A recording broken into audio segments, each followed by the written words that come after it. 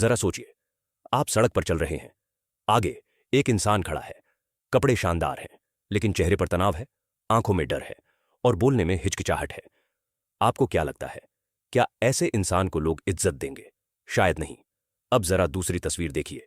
एक साधारण कपड़े पहना हुआ व्यक्ति, लेकिन चेहरे पर गहरी शांति, आंखों में आत्मविश्वास और शब्दों में मिठास। उसे देखकर ही लोग उसकी ओर खींचने लगते हैं। यही फर्क है दूसरों को खुश करने और खुद पर ध्यान देने में। और यही वह रहस्य है जिसे भगवान बुद्ध ने हजारों साल पहले सिखाया था। खुद पर ध्यान दो, लोग झुकते चले जाएंगे। प्राचीन मगध राज्य की बात है। वहां एक युवक था जिसका नाम था आनंद। आनंद का स्वभाव बहुत अच्छा था, लेकिन उसमें एक कमजोरी थी।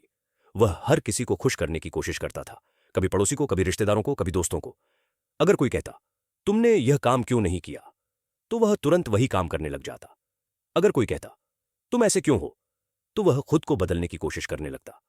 धीरे धीरे उसकी हालत यह हो गई कि न तो वह खुद खुश था और न ही लोग उससे खुश थे, क्योंकि दुनिया की अपेक्षाएं कभी खत्म नहीं होती। थका हारा आनंद एक दिन भगवान बुद्ध के पास पहुंचा और बोला, गुरुदेव, मुझे समझ नहीं आता कि मैं क्या करूं।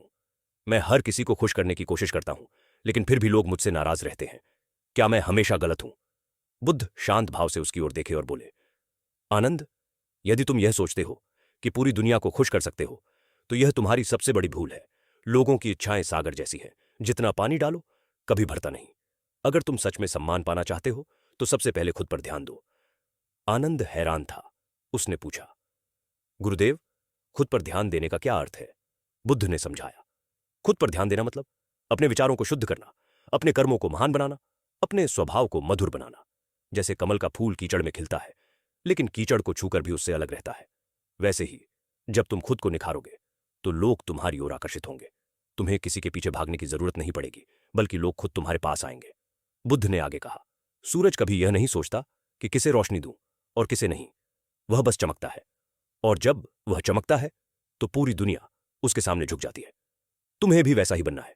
खुद पर ध्यान दो, बाकी सब अपने आप होगा। इन शब्दों ने आनंद की सोच बदल दी। उसने समझ लिया कि असली इज्जत और सफलता दूसरों को खुश करने से नहीं, बल्कि खुद को बदलने और सुधारने से मिलती है। दोस्तों, जब आप दूसरों की अपेक्षाओं में उलझ जाते हैं, तो आपकी अपनी असली पहचान खो जाती है। लेकिन जब आप खुद पर ध्यान देते हैं, अपनी सोच को सकारात्मक बनाते हैं, अपनी आदतों को श्रेष्ठ बनाते हैं और अपने कर्मों को महान बनाते हैं, तो लोग खुद आपकी ओर खींचते चले आते हैं।